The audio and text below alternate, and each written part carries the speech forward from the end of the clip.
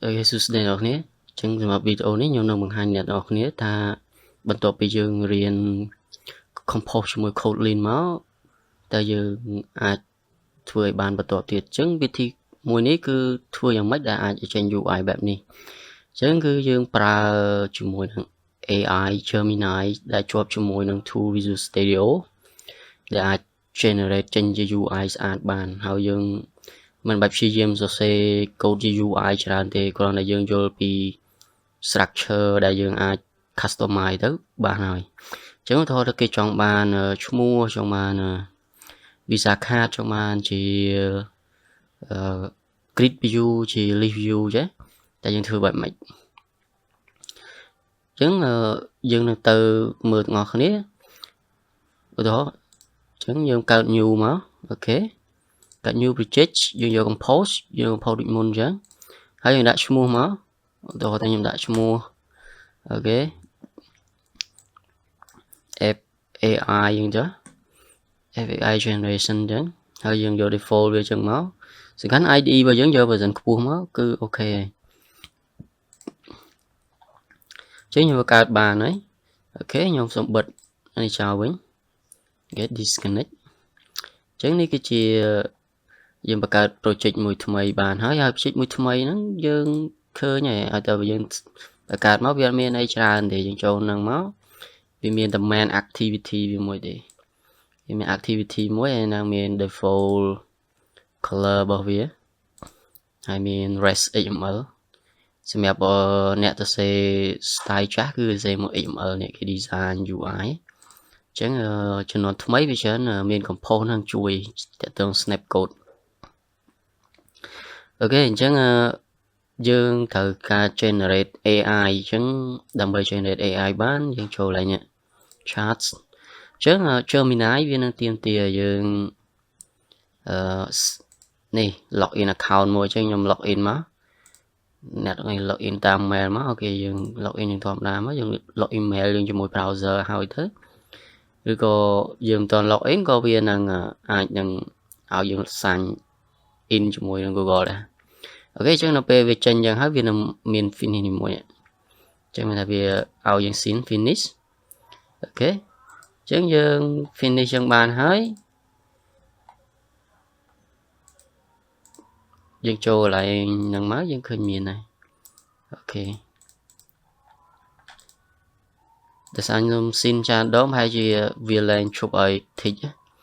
ហ្នឹងវាមាន tick option ទៅតាម recommend វាបានអូខេអញ្ចឹងនៅពេលយើងចង់ឲ្យវា render ចេញដូចរូបភាពដើមខ្ញុំបញ្យល់មិញហ្នឹងតែយើងត្រូវធ្វើបែបម៉េច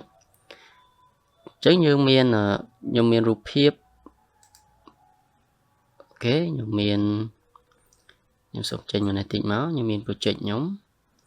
អូខេខ្ញុំបើក project អូខេនេះអញ្ចឹងខ្ញុំមាន project នេះហើយនៅក្នុង drawable នេះគឺជា image ឬក៏ icon ដែលយើងដាក់សម្រាប់អ្នករៀន Android គាត់ស្គាល់ drawable ហ្នឹងនេះមានរូបមានអីចឹងអូខេដល់ពេលហ្នឹងគឺយើងមានគ្រប់ file ហ្នឹងនិយាយទៅអាហ្នឹងវាភេទ size វាអញ្ចឹងខ្ញុំបើកមកខ្ញុំ copy ទាំងអស់មិញហើយខ្ញុំ pass កន្លែងនេះខ្ញុំ pass ចូលមកអូខេខ្ញុំ pass auto មកឃើញនេះឲ្យ pass ចូល rest អញ្ចឹងខ្ញុំ pass ចូលមកវានឹងឃើញមាននេះយើង refresh ហ្នឹងវា load ហើយអូខេអញ្ចឹងខ្ញុំមកកន្លែង refresh សិន refresh ក្នុង IDE នេះrefresh លើ widget អូខេអាចតែខ្ញុំរកអត់ទាន់វាចូលហើយណាត refresh ហ្នឹងចេញអូខេអញ្ចឹងយើងធ្វើមិនអាច generate UI ដូចខ្ញុំសូខាងលើបានអញ្ចឹងវាមានតែ main activity ទេអញ្ចឹងយើងមាន prompt មួយដែលយើងត្រូវសរសេរអញ្ចឹង prompt ហ្នឹងគឺយើងសរសេរច្រើនអញ្ចឹងដូចគេសរសេរនេះអញ្ចឹងនេះទីមាន prompt នេះអញ្ចឹងនេះវាមាន prompt មកគេអញ្ចឹងខ្ញុំ copy prompt ហ្នឹងមកហើយ prompt នេះខ្ញុំនឹងដាក់លើ internet ឲ្យជា backlink ឬក៏ជា link ទៅ blog ណាអញ្ចឹងខ្ញុំ copy ប៉ុណ្ណឹងមក prompt ណាអូខេអញ្ចឹងបើសិនជាអ្នកទាំងអស់គ្នាចង់ឲ្យ AI generate Tại nó từ bậc cái dây prom chung với ông lẽ prom này là chùm nuôi mình là xe thì mấy ao về vô tam concept để dương chọn bán nó bên nó dương đặt patcho lại chơi mình này dương tới rồi dương bật bia á rồi nhung đặt tên hình máu ok nhung cho submit đó với loading này vì loading nâng viên nâng thua ca generate từ tam prom này sẽ mùi nâng ở vì chẳng là vì nâng cho generate từ crawl project áแต่การใน generate UI แบบนี้អ្នកទាំងគ្នាអាច generate បានតែទម្រង់ស្រាលៗចឹងឯងដល់ពេលសាបច្ចេកយើង full លក្ខណៈ OM sorry លក្ខណៈMVVM ហើយអ្នកយកអា prom នឹងទៅ generate ទៀតអាហ្នឹងវាច្បាស់ជារត់ពេញដល់ project យើងហើយអញ្ចឹងសម្រាប់អាទម្រង់ UI មួយដែល UI គាត់គូសឲ្យយើងដែលយើងយល់ថាយើង design ទៅយើង thay ការ design អញ្ចឹងយើងអាចយក prom នឹងទៅផាសហើយវាចេញអាឡៃ code view នឹងទៅយើងយកអា code view compose ហ្នឹងយកទៅដាក់ចូលឡៃ design main project របស់យើងទៅបានហើយអាហ្នឹងជា concept មួយដែលអ្នកទាំងគ្នាគិតថាបើ UI ប៉ុណ្ណឹងខ្ញុំធ្វើការពេលរហូតដល់កន្លះថ្ងៃឬក៏មួយថ្ងៃតែពេលយើងប្រើ AI generate យើងប្រើរយៈពេលតែ1ម៉ោងជាងឯងដោយសារអីយើងពី generate ហើយយើង copy អាទម្រង់ generate ហ្នឹងយកមករៀបតាមទម្រង់ដែលយើងចង់បានអញ្ចឹងហើយវាធ្វើឲ្យយើងប្រើរយៈពេលខ្លីល្អជាងអញ្ចឹងយើងរងចាំតិចទៅវាពង generate ឲ្យអញ្ចឹងវា generate ឲ្យដោយសារខ្ញុំធ្លាប់ស៊ីនចុះស៊ីនឡើងវាលែងមាននេះអញ្ចឹង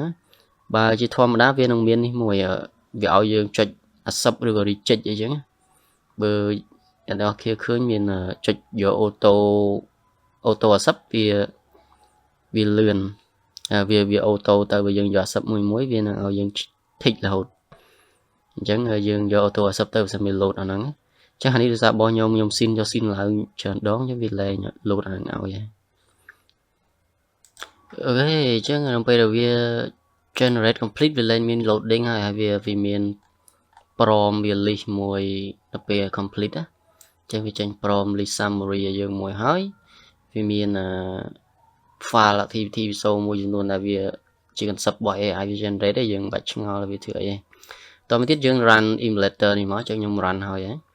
អូខេអញ្ចឹងដំណាក់កាលចុងក្រោយយើងបាច់ខ្វល់ទេយើងចុច run តែម្ដងអូខេនៅពេល run វានឹង start up screen មកបានឲ្យយើងបើសិនមានករណីអ្នកទាំង error អីយើងអាច cross check តែ error ឥឡូវវាមានកន្លែង bug ខាងក្រោមនេះវា load មកឲ្យវាប្រាប់ថាឲ្យ AI fix ទៀតបើយើងមើលយល់យើងចង់ fix ខ្លួនឯងក៏បាន AI ចុច fix ក៏បានដែរយើង click ពឹបទៅវានឹង fix ឲ្យអូខេអញ្ចឹងវា loading ហើយអូខេ success អូខេចេញមកស្អាតគឺមានឈ្មោះរបស់គាត់មាន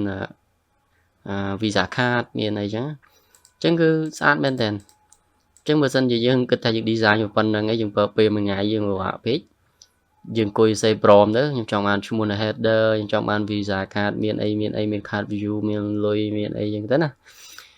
ខ្ញុំនឹងដាក់ prom នៅលើ internet ឲ្យហើយនឹងមាន backlink ទៅកាន់file ដែលយើង copy paste មិញមាន image មាន icon ហ្នឹងដើម្បីយើងចូលទៅក្នុង git ទៅ git របស់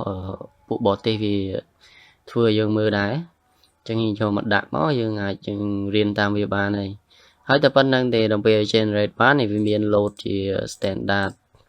មួយនេះឃើញ screen គេផ្ដាច់ឲ្យទៀតជា session ឲ្យយើងអញ្ចឹងយើងអ្នក design យើងដឹងហើយយើងគួរ copy មួយណានេះជា card session card header ខាងលើនេះ button navigation អញ្ចឹងវាយើងរៀន basic ហើយយើងយល់ button navigation នេះ extend នេះបែរនេះណាតាម main screen នេះ main screen វាមានតែវាចាប់ file ទាំងអស់នេះចូលទៅមួយមកយកមក run ជាមួយ main activity អញ្ចឹងខ្ញុំមិនបាច់សូកូដទេនាំតែយើងមើលទៅច្រើនហើយ VVM គេ design ឲ្យទៀតគេមាន VVM logic គេទុកឲ្យអូខេអញ្ចឹងនៅក្នុងវីដេអូនេះគឺយើងបង្ហាញប៉ុណ្ណឹងទាក់ទងនឹងការ generate AI ដែលអាចជួយឲ្យគ្នាយើងធ្វើការងារបានលឿនជាងមុនជាមួយនឹង tool Visual Studio ហើយនឹង tool ផ្សេងៗទៀតក៏វាមានដែរឥឡូវគេ embed មានថាគេដាក់បញ្ចូលជាមួយនឹង AI សឹង 100% tool development គឺយើងងាយស្រួលក្នុងការ fix មួយចំនួនអាច AI វាទាញមកជួយយើង support បាន